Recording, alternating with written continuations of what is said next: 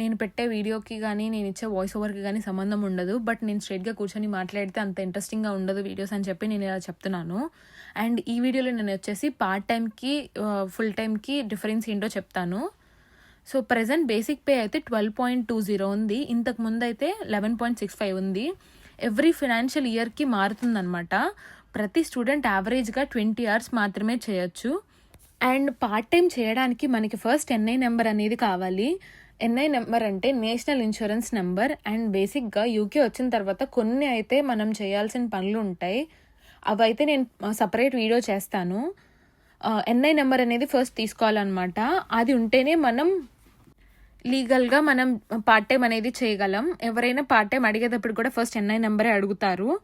And వీక్కి 20 hours అంటే మంత్కి యావరేజ్గా 80 hours అనేది మనం చేయొచ్చు. అంటే యావరేజ్గా మనకి 976 వస్తాయి పర్ మంత్కి. అంటే ఇండియన్ రూపీస్లో యావరేజ్గా ఒక 1 lakh అలాగా చేంజ్ అయినా వస్తుంది పర్ మంత్కి పార్ట్ టైం చేసుకుంటే.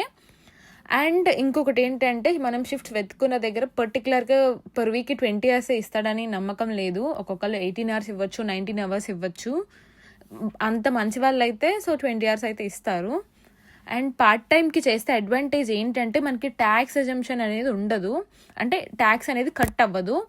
బట్ ఫస్ట్ పే స్లిప్ అనేది జనరేట్ అవ్వగానే మనం చెక్ చేసుకోవాల్సింది ఏంటంటే మన ట్యాక్స్ కోడ్ ఏది ఉంది అని చెప్పి చెక్ చేసుకోవాలి. నాకు జరిగిన ఎక్స్పీరియన్స్ బట్టి చెప్తున్నాను. ట్యాక్స్ కోడ్ అనేది చూసుకుంటే బెటర్ ఉంటుంది. మనకి ట్యాక్స్ కట్ చేశారా లేదా అని చెప్పి. ఒకవేళ ట్యాక్స్ కట్ చేస్తే కనుక మనం హెచ్ఎంఆర్సీకి ఫోన్ చేసి చెప్పొచ్చు ఇలా ట్యాక్స్ కోడ్ చేంజ్ చేయాలి అని చెప్పి. అప్పుడు మనకి ఎంత అయితే ట్యాక్స్ కట్ చేశారో అది మనకి రిటర్న్ ఇస్తారు. యాక్చువల్గా నాకు పే స్లిప్ జనరేట్ అయిన తర్వాత ఫస్ట్ నాకు ట్యాక్స్ అనేది కట్ చేశారు. ఎందుకంటే నాకు ట్యాక్స్ కోడ్ అనేది వేరే ఉండింది. సో నేను హెచ్ఎంఆర్సీకి కాల్ చేసి నేను అడిగాను ఇలా నాకు ట్యాక్స్ కట్ చేస్తున్నారంటే.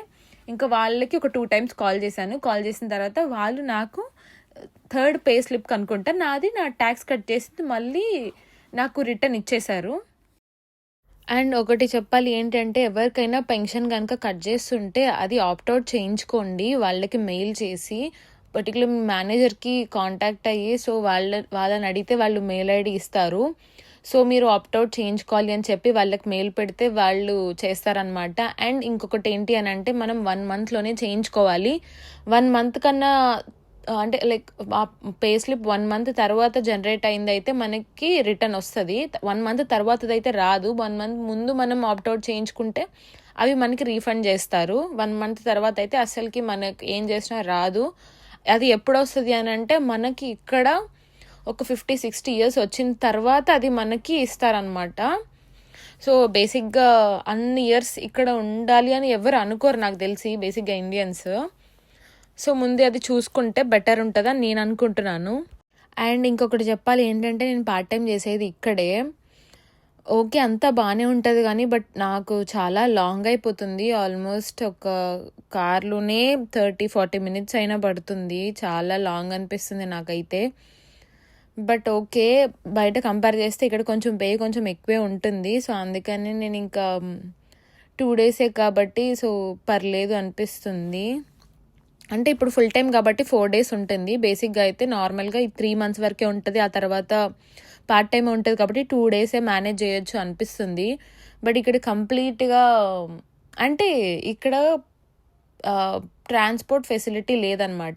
వస్తే మనం క్యాబ్ బుక్ చేసుకొని రావాలి, లేకపోతే ఎవరైనా ఫ్రెండ్స్ డ్రాప్ చేయాలి. అంతేగాని మనకి బస్ కానీ ట్యూబ్ కానీ ఇలాంటి ఫెసిలిటీస్ ఏమీ ఉండవు. సో అది ఒక ప్రాబ్లం అనమాట. అండ్ ఇదైతే నాకు నా ఫ్రెండ్స్ రిఫరెన్స్ ద్వారా వచ్చింది. బేసిక్గా ఒక ఆల్మోస్ట్ కొన్ని months నుంచి చేస్తున్నాను. బాగానే అనిపిస్తుంది. బట్ జర్నీ వల్ల చేయాలా వద్దా అని ఆలోచిస్తున్నాను. ఎందుకంటే ఇంటికి వచ్చేసరికి లేట్ అవుతుంది. మార్నింగ్ నాకు 2 o'clockకి షిఫ్ట్ ఉన్నా సరే మార్నింగ్ 8 o'clockకి వెళ్ళాల్సి వస్తుంది. సో చాలా టైం వేస్ట్ అనిపిస్తుంది అక్కడ నాకు. సో అక్కడ కూర్చొని ఇంకా జస్ట్ టైం పాస్ చేసుకుంటూ ఉంటున్నాను. సో అదైతే మాకు యూనిఫామ్ అనమాట ఆ టీషర్ట్. ఎంతో కామెడీగా అనిపిస్తుందో. సో అందరు మా స్టాఫ్ అందరు అదే టీషర్ట్తో ఉంటారు అండ్ జస్ట్ బ్లాక్ ట్రౌజర్ వేసుకొని ఉంటారు అనమాట. బట్ బాగానే టైంపాస్ అవుతుంది. కానీ అది ఒక ఇండియన్ రెస్టారెంట్ అయినా ఇండియన్ స్టైల్ అయినా సరే నేను హ్యాపీ ఫీల్ అయ్యేదాన్ని ప్రాపర్ ఫుడ్ ఉండే అని. బట్ అదైతే కంప్లీట్ బ్రిటిషర్స్ లైక్ వాళ్ళు తినే ఫుడ్ ఉంటుంది కంప్లీట్గా. నేను పేరైతే మెన్షన్ చేయాలి అనుకోవట్లేదు. సో వాళ్ళు తినేదే ఉంటుంది. బేసిక్గా నేనైతే కంప్లీట్ సౌత్ ఇండియన్ ఫుడ్ తినగలను, కానీ ఈ ఫుడ్ నాకు అంత అలవాటు లేదు. సో ఇంకా ఫుడ్ కూడా కొంచెం ఇబ్బంది అవుతుంది. ఇంటికి వచ్చి కుక్ చేసుకొని మళ్ళీ తర్వాత మార్నింగ్ వెళ్ళి మళ్ళీ నైట్ వచ్చేసరికి చాలా లేట్ అవుతుంది. ఇవన్నీ చాలా ఇబ్బంది అనిపిస్తుంది. బట్ ఓకే, నాకే కాదు ప్రతి ఒక్క లైఫ్ అలానే ఉంటుంది ఇక్కడ. అందరు అడ్జస్ట్ అవుతూ మేనేజ్ చేసుకుంటూ అన్నీ చేసుకుంటూ ఉంటారు. బట్ నేను చెప్పేది ఏంటంటే, నాకు ఇది దొరికింది కాబట్టి నేను చేస్తున్నాను. కొంచెం నా పే అయితే ఇప్పుడు 13.27 ఉంది. బట్ ఇది దాచుకోవడానికి ఏం లేదు, ఒక్కొక్కరికి ఒక్కొక్కలా ఉంటుంది కాబట్టి నాకు చెప్పిన ప్రాబ్లం లేదు. అండ్ పే ఎక్కువ ఉంది కాబట్టి నాకు కొంచెం ప్రాబ్లం అయినా చేస్తున్నాను. బయట అయితే 12 సంథింగ్ అలాగా ఇస్తున్నారనమాట, 20 అలాగా. అండ్ ఇంకొకటి ఏంటంటే, నేను చెప్పేది చాలా షిఫ్ట్కి దగ్గరలో ఉంటే చాలా మంచిది. మనకి కొంచెం ఈజీగా ఉంటుంది ప్రతిదానికి. దూరంగా అయితే అందరు చూసుకోకండి. Just 10 minutes 20 minutes half an అవర్లో అయితే సో ఇంటికి ఎక్కువ షిఫ్ట్స్ కూడా చేసుకోవచ్చు అనేది నా ఒపీనియన్. బట్ నాకు ఇప్పుడు ఆప్షన్ లేదు కాబట్టి నేను చేస్తున్నాను. నాకు ఆప్షన్ ఉంటే దగ్గరే చేసుకునే దాన్ని. సబ్స్క్రైబ్.